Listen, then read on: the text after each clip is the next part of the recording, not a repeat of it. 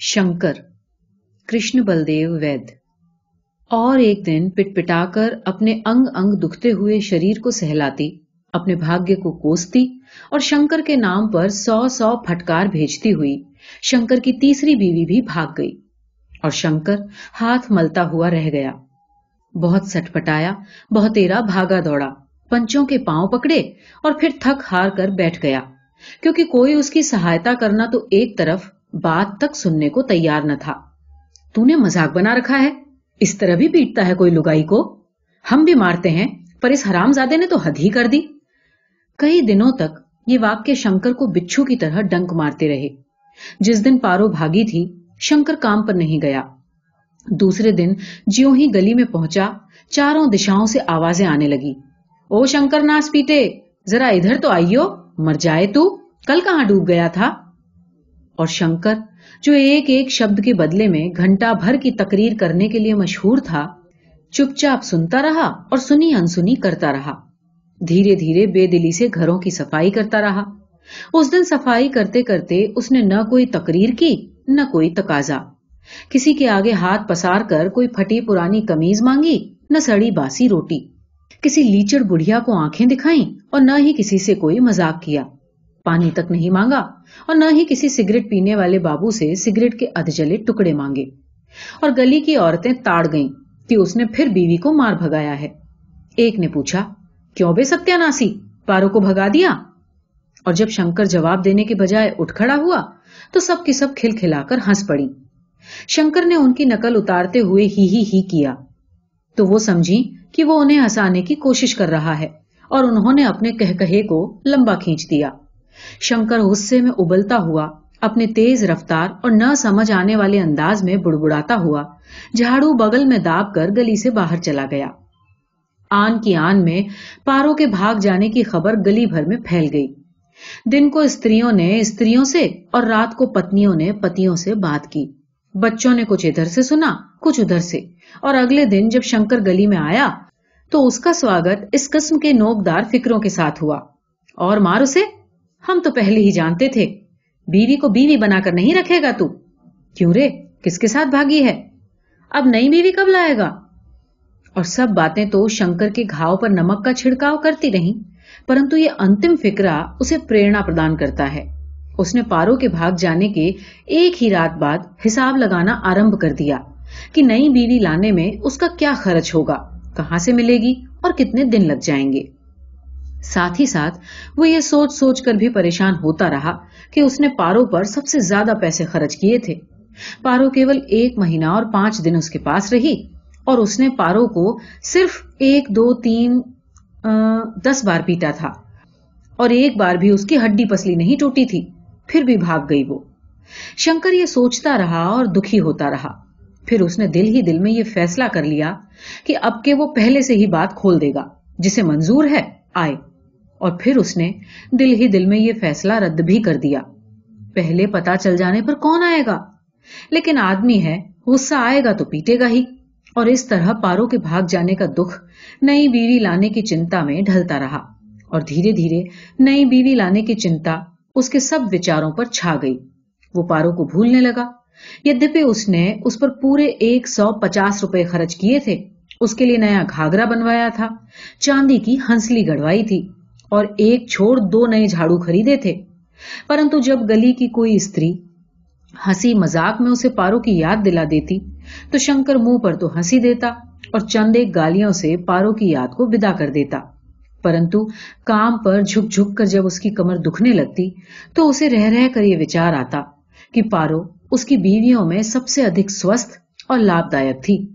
उसके बाजू शंकर की मुट्ठी में नहीं आते थे और उसके घाघरे में से दिखाई देती हुई उसकी पिंडलियों का पिछला भाग भी उसके अपने जिस्म के किसी भी भाग से अधिक मोटा नजर आता था। वो कामकाज भी अच्छा करती थी। गली की सभी स्त्रियां भी उससे प्रसन्न थी। यहां तक कि उस कंजूस बुढ़िया ने भी प्रसन्न होकर अपनी एक फटी हुई सलवार पारो को दे दी थी।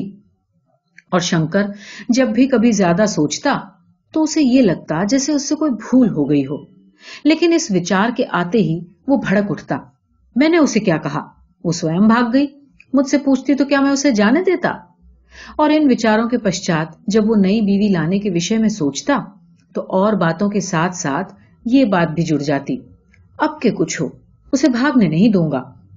शंकर उसी धूमधाम के साथ काम करने लगा। किसी से लड़ता, किसी से झगड़ता, किसी से सिर्फ उलझ कर रह जाता। कभी हाथ जोड़ता, कभी माथा रगड़ता, किसी को माताजी कहता, किसी को बहन जी, कभी अच्छा काम करता तो कभी बुरा। स्त्रियां उससे झगड़ती, उसे कोसती, गालियां देती, गला सड़ा केला दे देती और शंकर महीना भर की कमाई फिर से बीवी लाने के लिए इकट्ठी करने लगता। उसने ये सोच रखा था, अब वो सिर्फ वही खर्च करेगा जो बिल्कुल जरूरी हो। जेवर नहीं बनवाएगा, कपड़े नहीं बनवाएगा, किसी से सलवार कमीज तो मिल ही जाएगी, और झाड़ू तो एक पारों का नया पड़ा है। पैसे जमा होने लगे और शंकर फिर अपनी पूरी धूमधाम के साथ बीच गली में खड़ा होकर बीड़ी सुलगाने लगा। कोई आवाज देता तो छूटते ही उत्तर देता, करता हूं, कोई भागा तो नहीं जाता, यूं चिल्लाया मत करो। स्त्रियां अपनी हाँकती रहती और शंकर अपनी। वो उसकी बात न समझ पाती, न शंकर उनकी कोई बात सुनता। तात्पर्य ये कि एक दूसरे का दोनों समझ जाते। एक दिन एक स्त्री ने शंकर से कहा, तेरी इस कड़वी जबान का सत्यानाश हो।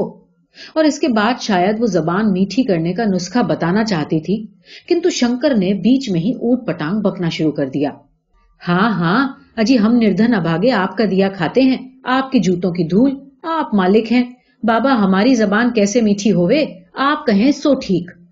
और वो स्त्री दरवाजा बंद करके अंदर चली गई। उसके बाद शंकर कितनी देर तक बीड़ी सुलगाता रहा और स्वयं सुलगता रहा। कभी कभी उसे सीधी सादी बात भी काट खाती। एक दिन एक दूसरी स्त्री ने कहा, शंकर नई जोरू कब लाएगा? झाड़ू को एक ओर रखते हुए शंकर हाथ जोड़कर खड़ा हो गया। अजी ले आएंगे बीवी जी, क्यों तंग करते हो? काम करता हूं, मुफ्त की तो नहीं लेता। ऐसा नहीं है, ऐसा मत कहो कि मैं बहुत बुरा आदमी हूं। शंकर की अधिक बातों में कोई तारतम्य या मतलब नहीं होता। वो कभी भी सावधान रहकर काम नहीं करता था। कोई उसे आवाज दे तो 5 बार आया जी कहता, और हर आया जी के बाद इसी प्रकार टूटे फूटे वाक्य, आ रहा हूं, शोर क्यों मचाओ हो, क्या आफत आ गई है, देश नहीं छोड़ रहा, मालिक भगवान। स्त्रियां कहती, हर समय बड़बड़ाता रहता है। कभी कभी किसी स्त्री को शक हो जाता कि वो उसे गालियां दे रहा है, परंतु जब वो नाराज होकर पूछ लेती कि क्या बक रहा है, तो शंकर उसी तरह हाथ जोड़कर अपने ही लहजे में बोलने लगता, क्यों बरसो हो, हमने तुम्हारा क्या बिगाड़ा, काम करते हैं, गंदा उठाते हैं, बीवी ऐसा मत कहो। और कुछ पता न चलता कि शंकर गालियां दे रहा है कि दुआएं। एक दिन उसने गली में सबको कह दिया कि वो 2 दिन के लिए परदेश जा रहा है और उसकी जगह एक और आदमी काम करेगा।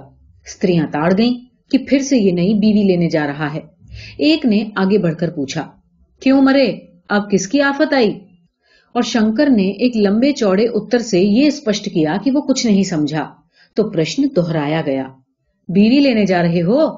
अजी मोको कौन देवे है बीवी जी, हम तो आपके नौकर, आपका दिया खाते, निर्धन, आपका मैला उठाने वाले, ऐसा मत कहो, यूं नहीं है। और जब शंकर वापस लौटा तो अपनी चौथी बीवी के साथ प्रातः काल ही उसे साथ लिए गली के पहले पहुंचा और सामने करवाकर समझाया, बीवी जी का काम अच्छा करना। और फिर दूसरे मकान पर, और फिर एक सिरे से लेकर दूसरे सिरे तक घूम गया और आखिरी में बीड़ी सुलगाकर एक दरवाजे के सामने बैठ गया और कहने लगा, बीवी जी देखता हूं काम कैसा करती है। शंकर प्रसन्न था, बहुत प्रसन्न, क्योंकि रामी तो पारों से भी अच्छी थी और सस्ते दामों में हाथ आ गई थी। आयु में जरा बड़ी थी। शंकर सोचता, हो सकता है अकल में भी जरा बड़ी हो। वो खुश था क्योंकि उसके गले में पड़ी हंसली काफी भारी थी, उसके बाजू खूब मोटे थे, उसके दोनों गालों पर नीली नीली बिंदियां थीं। जब वो चलती तो उसके पांव में पड़े हुए चांदी के 2-2 कड़े ठन ठन करके बज उठते। बीड़ी पीते पीते शंकर सरूर में आ गया। बीड़ी को फेंक कर दौड़ते हुए वहां गया जहां रामी खड़ी एक स्त्री को अपना नाम इत्यादि बता रही थी। जमादारन कैसी है बीवी जी? शंकर ने आहिस्ता से पूछा।